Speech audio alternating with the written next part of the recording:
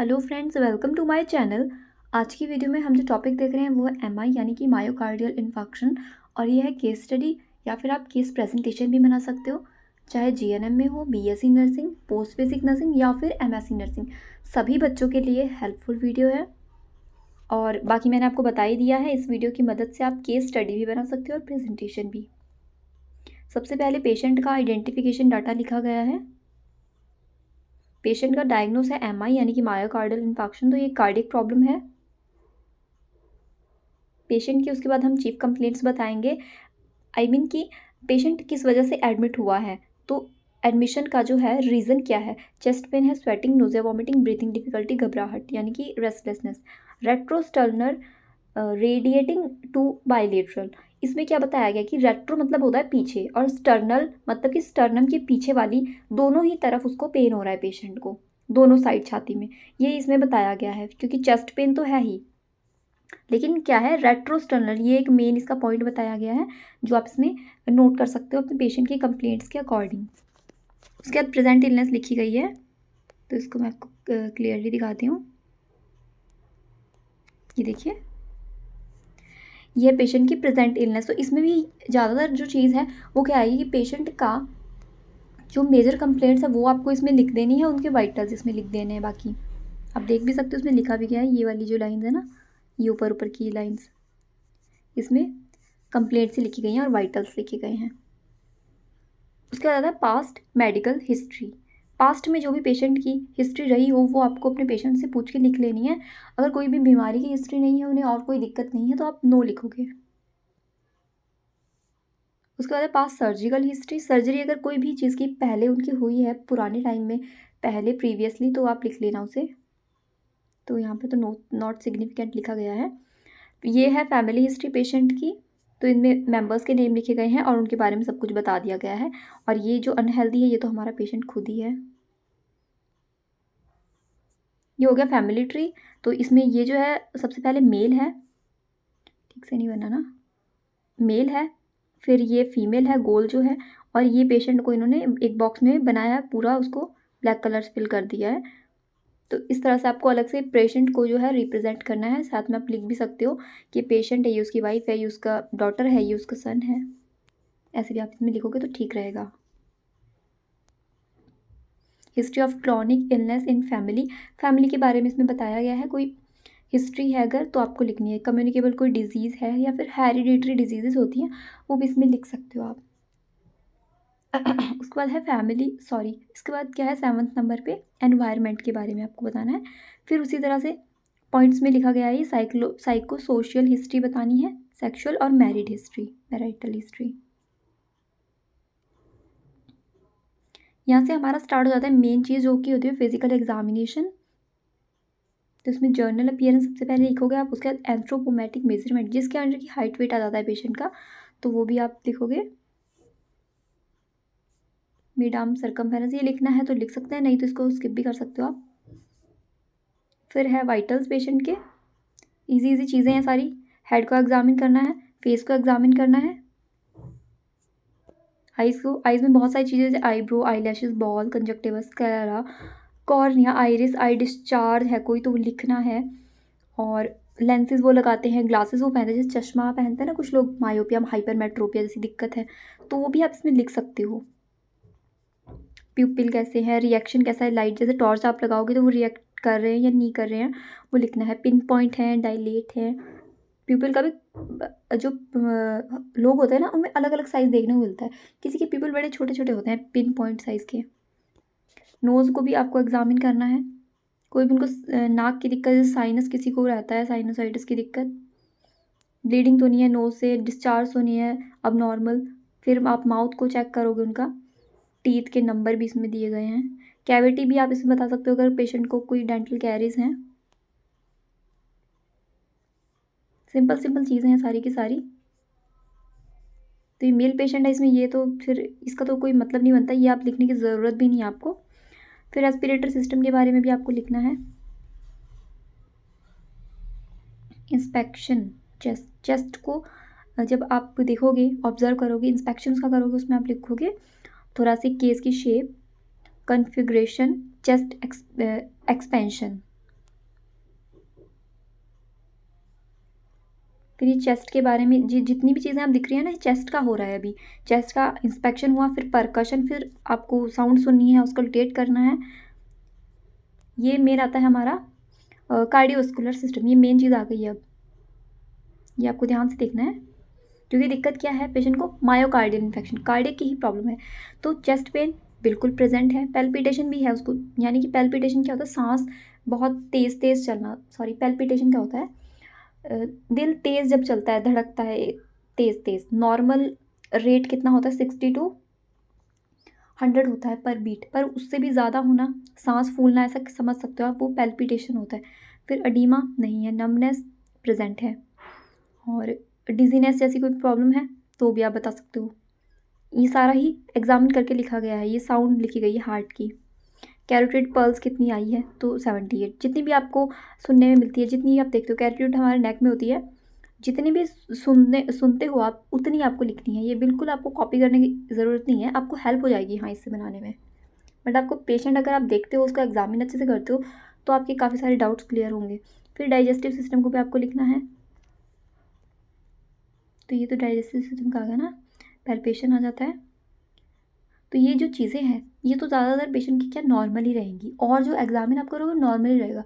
Main patient को heart में दिक्कत है, मायोकार्डियल इन्फेक्शन है, इसलिए कार्डियोवास्कुलर सिस्टम में उसकी जो है प्रॉब्लम हमें मेजर दिखेगी फिजिकल एग्जामिनेशन में। यहाँ पे जेनाइटो यूरिनरी सिस्टम भी लिखा है। इंटेगुमेंट्री सिस्टम स्किन से रिलेटेड होता है। फिर मस्कुलोस्केलेटल सिस्टम जो है वो रेंज ऑफ मोशन से रिलेटेड है, वो भी आपको कंप्लीट चेक करना है पेशेंट का, देखना है यानी कि उनके कैसे मूवमेंट है बॉडी में, जो भी वो अपने जॉइंट्स हैं उनकी मूवमेंट कैसी है, चलने में कोई दिक्कत तो नहीं है। और जैसे कि ये होता है ना, ये मेन चीज़ें होती है, लॉर्डोसिस, काइफोसिस और स्क्लोलोसिस। ये लेटरल कर्वेचर इसमें हो जाता है स्क्लोलोसिस में। काइफोसिस में कुबड़ जैसा हो जाता है, और लॉर्डोसिस जो होता है उसमें एंटीरियर हो जाता है, इसमें एंटीरियर कर्वेचर। तो ये चीज़ें हैं। यहाँ पे तो नॉर्मल है हमारा पेशेंट को, ऐसा कुछ भी दिक्कत नहीं है इनमें से। फिर न्यूरोलॉजिकल सिस्टम भी आप क्या देखोगे, ओरिएंटेशन देखोगे पेशेंट का, ओरिएंटेशन कैसा है, कन्वर्जन तो नहीं है, पैरालिसिस। तो ये हो गया न्यूरोलॉजिकल सिस्टम। जीसीएस भी पेशेंट का वैसे 15 होता है, तो 14 आया है पेशेंट का। टोटल कितना होता है, 15 होता है, ये 6 होता है टोटल। ये जो होता है ना मोटर रिस्पॉन्स, ये 6 होता है, इसमें 5 लिखा गया है। आपका पेशेंट अगर फुल्ली ओरिएंटेड है और जीसीएस भी उसका कंप्लीट E4 V5 M6 है, तो फिर आप 15 लिखना। यहाँ पर आ गई उसकी लैब इन्वेस्टिगेशन वैल्यूज़। तो यहाँ पर जो भी उसकी इन्वेस्टिगेशन हुई है वो आपको नोट करना है, जैसे कि ABG है, फिर यहाँ पे पोटाशियम चेक किया गया, सोडियम है, कैल्शियम क्लोराइड, यहाँ पे KFT टेस्ट है, बोन पैरामीटर्स है, LFT। तो यहाँ पे वैल्यूज़ भी आप देख सकते हो पेशेंट की, और नॉर्मल वैल्यूज़ भी इसमें बताई गई हैं। लिपिड प्रोफाइल पेशेंट का हुआ, हीमेटोलॉजी है, जो CBC किया जाता है। ब्लड शुगर भी इसमें लिखा गया है, तो ब्लड शुगर पेशेंट का आप देख सकते हो इंक्रीज़ है। ड्रॉप टी का टेस्ट ये हार्ट के लिए किया जाता है, तो नेगेटिव आया हुआ है पेशेंट का टेस्ट जो है। यहाँ पे ECG के बारे में भी इसमें लिखा है, और इको के बारे में भी लिखा है। अच्छा ये बनाया गया है, आपको बनाने में काफ़ी हेल्प मिलेगी अगर आप इससे बनाते हो, तो चीज़ें आपको काफ़ी क्लियर हो जाएंगी यानी कि।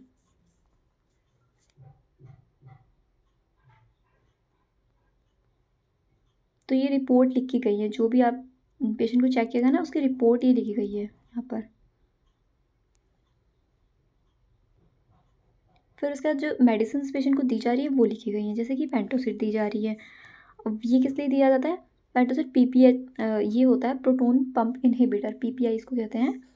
और जैसे एसिडिटी होता है उसके लिए दिया जाता है, उसको रिड्यूस करने के लिए। एटोरवास हार्ट पेशेंट में दिया जाता है, और इसका एक्शन भी बता दिया गया यहाँ पे, lower total and LDL cholesterol and triglyceride, slightly increase in the HDL।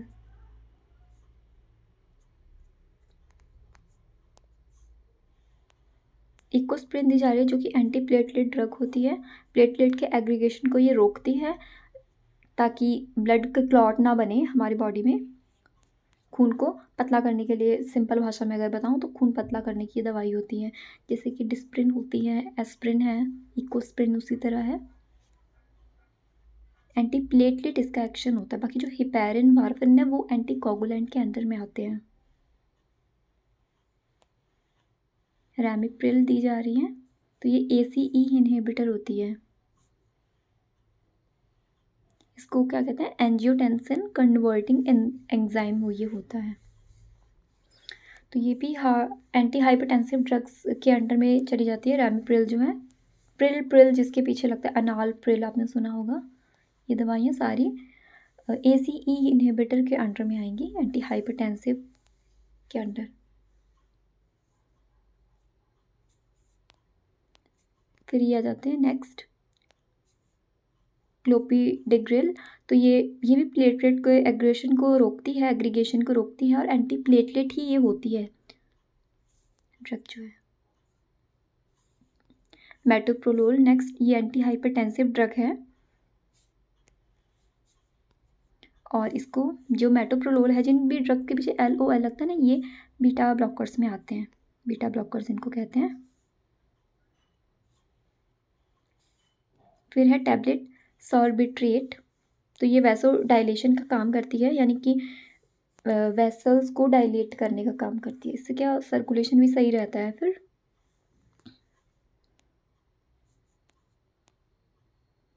तो ये हो गई आपकी, काफ़ी ड्रग्स हो गई ना।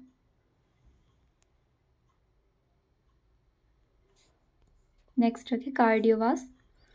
इसका एक्शन होता है relaxing the blood vessels and slowing the heart rate, दस रिड्यूसिंग द ब्लड प्रेशर। ये भी ब्लड प्रेशर को रिड्यूस करती है।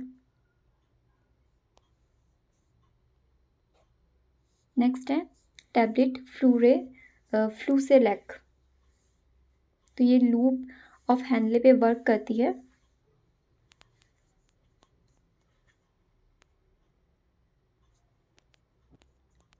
तो जो टैबलेट फ्लूसेलैक होती है, इसके अंदर फ्लोसिमाइड भी होगा और स्पायरोलैक्टिन भी होता है, जो कि हमारा डायरेटिक्स का काम करते हैं। यूरिन आउटपुट इससे इंक्रीज होता है, जिससे कि सोडियम जो होता है बॉडी से, एक्स्ट्रा सोडियम वो एक्सक्रीट आउट हो जाता है। ये आप समझ सकते हो। फ्लूसिमाइड तो आपने सुना ही होगा, तो उसी से रिलेट है ये, मतलब वही है ये फ्लूसिमाइड। और स्पायरोलैक्टिन इसके अंडर में होती है। टैबलेट के अंदर में आपको दो चीज़ें मिल जाती हैं। यहाँ से डिजीज कंडीशन स्टार्ट हो जाती है। MI के बारे में इसमें बताते हैं कि MI जो होता है, it is defined as the depth of segment of heart muscles which follow interruption of its blood supply. तो इसकी डेफिनेशन यहाँ पे बता दी गई है। कॉज इसका कॉर्नरी आर्टरी जो डिजीज़ होती है वो इसका मेन कारण रहता है। यहाँ पे देख लीजिए, ये इसका मेन कारण रहता है।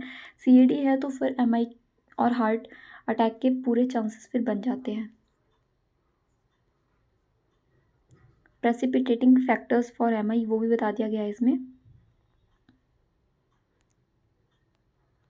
कौन कौन से फैक्टर्स हैं जो MI को बढ़ावा दे रहे हैं।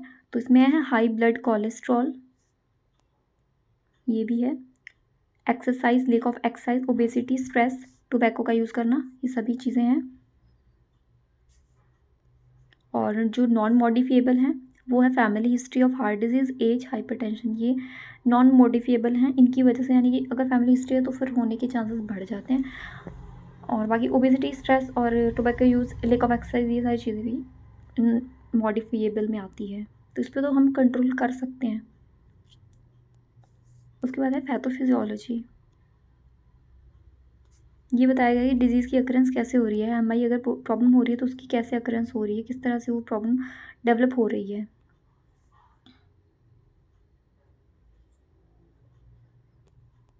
यहाँ से कंपैरेटिव स्टडी आ जाती है, जिसमें कि क्लिनिकल मैनिफेस्टेशन बताए गए हैं और पेशेंट के अंदर क्या फाइंड आउट हुए हैं वो आपको लिखना है। फिर है डायग्नोस्टिक फाइंडिंग्स। तो ये बुक की है और ये पेशेंट की है। बुक की जो भी होगी वो आपको बुक की लिखनी है, बट पेशेंट में जितनी हुई है उतनी ही लिखनी है। वो नहीं लिखनी है कि बुक में अगर है तो हमारे पेशेंट की सभी हुई हैं। हो सकता है पेशेंट में डॉक्टर ने कुछ एक ही प्रिस्क्राइब की हो।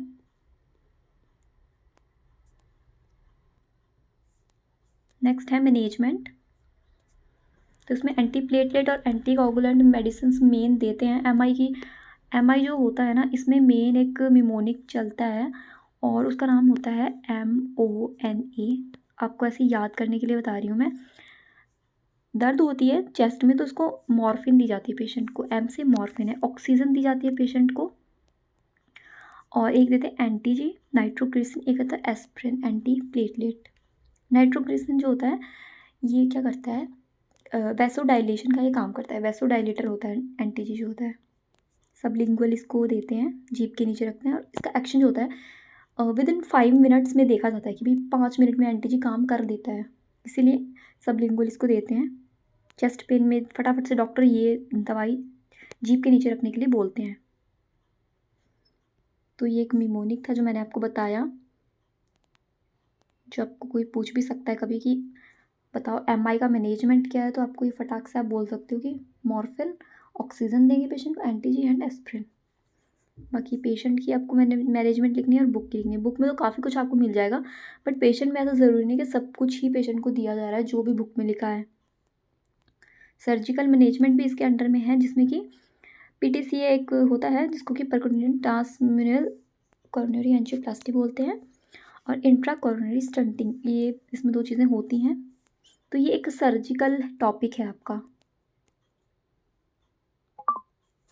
फिर है लिस्ट ऑफ डायग्नोस। तो ये डायग्नोस आप बनाओगे, ये डायग्नोस में मेन रहने वाले हैं। NCV बनाने वाले बच्चे भी देख लो कि NCV बनाना चाहते हो MI का, तो भी ये काफ़ी अच्छा टॉपिक है और ये आपको आराम से मिल रहा है यहाँ पे, आप बना सकते हो। बस आपको एक्सप्लेन करने हैं, डायग्नोसिस में एक्सप्लेन नहीं है, वो आप एक्सप्लेन कर लेना आराम से। डायग्नोस आपको बने बनाए मिल रहे हैं, गोल बनाना है, असेसमेंट आपको कर लेना है, ठीक है। और बाकी इंटरवेंशन, इवैल्यूएशन, ये सब आपको लिखना होगा। तो आप डायग्नोसिस देख लीजिए। एक है एक्यूट पेन का, क्योंकि चेस्ट पेन में हो रही है related to imbalance in oxygen supply and demand, क्योंकि हार्ट को प्रॉपर ऑक्सीजन नहीं जा रही है, इसीलिए चेस्ट पेन हो रहा है। नेक्स्ट डायग्नोसिस है decreased cardiac output related to decreased cardiac contractility and dysrhythmia. Next diagnosis है एंग्जाइटी का। इसमें एंग्जाइटी पेशेंट को बिल्कुल होगी, क्योंकि चेस्ट पेन उसको हो रहा है, चेस्ट पेन की वजह से उसे घबराहट बहुत ज़्यादा होगी। और फिर हो सकता है कि उसमें फियर ऑफ डेथ भी बढ़ जाए कि भाई मैं तो मरने वाला हूँ, मुझे अब छाती में दर्द हो रही है, अब तो बस हार्ट अटैक आ जाएगा, तो ऐसा सोच में रहता ही है पेशेंट को। थ्रेटनिंग एनवायरनमेंट है ना। फिर है एक नॉलेज डेफिसिट का, आप आराम से बना सकते हो। 3 तो आपके मेन बन ही गए, और एक नॉलेज डेफिसिट का, इसके अलावा भी आप बना सकते हो। अब जो नेक्स्ट है वो है हेल्थ एजुकेशन। तो हेल्थ एजुकेशन प्रोवाइड करनी है पेशेंट को, जैसे कि MI है तो उसी के अकॉर्डिंग हम उनको प्रोवाइड करेंगे हेल्थ एजुकेशन। डाइट के बारे में उनको एजुकेट करेंगे। फिर एक्सरसाइज के बारे में आपको समझाना है कि आपको एक्सरसाइज भी करनी है, इसमें सब कुछ बताया गया है। वेट लॉस के बारे में गाइड कर सकते हैं, अगर पेशेंट ओवर वेट है, ओबेस है, तो उनको बताएंगे कि आपको वेट को रिड्यूस करना है, इससे आपकी काफ़ी प्रॉब्लम ठीक होगी, बिकॉज ये रूट कॉज है हार्ट प्रॉब्लम्स का और कोलेस्ट्रॉल बढ़ने का भी। स्मोकिंग, अगर पेशेंट ऐसा कोई हैबिट है तो उनको एडवाइस करना है कि ये सब क्विट आपको करना है। स्ट्रेस मैनेजमेंट के लिए आप उनको कह सकते हो कि आप मेडिटेशन करने की ट्राई करो, डेली करो, तो आपका काफ़ी हद तक स्ट्रेस भी रिड्यूस होगा। और ऐसे लोगों को अवॉइड करो जहाँ पर आपको स्ट्रेस मिल रहा है, ऐसे एनवायरनमेंट को भी आपको अवॉइड करना चाहिए। रेगुलर फॉलोअप के लिए डॉक्टर से मिलो।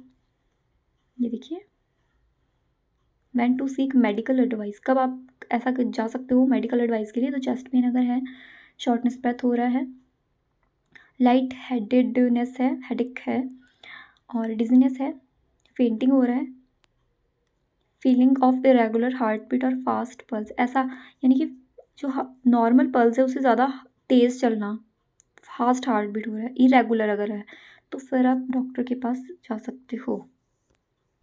और दोस्तों जो लाइट हेडेडनेस ये लिखा हुआ है ना, ये सिर चकराने को कहते हैं, ठीक है। हेडेक मत समझना इसे, हेडेडनेस यानी कि चक्कर आने जैसा, कि भाई चक्कर आ जाएगा, गिर जाएंगे अभी, तो वो उसको कहते हैं। ये गिडीनेस भी उसी से रिलेटेड है, ये सारी चीज़ें उससे रिलेट करती हैं, थोड़ा थोड़ा इनमें फ़र्क होता है शब्दों में। तो फ्रेंड्स ये था टॉपिक आज का MI का, और thank you so much for watching my video. और दोस्तों आपकी वजह से आज हमारे चैनल पे 21,000 सब्सक्राइबर हो चुके हैं, 21,000, बहुत बड़ी बात है मेरे लिए। और इसी तरह से अपना प्यार बनाए रखिए, बहुत अच्छा लग रहा है, आपका सपोर्ट मिल रहा है चैनल को, और आपके काम की वीडियोस बिल्कुल आती रहेंगी। आप चैनल के साथ बने रहिए। जितने भी नर्सिंग के बच्चे हैं सभी चैनल के साथ बने रहिए। Thank you so much for watching my video and for your support. Thank you.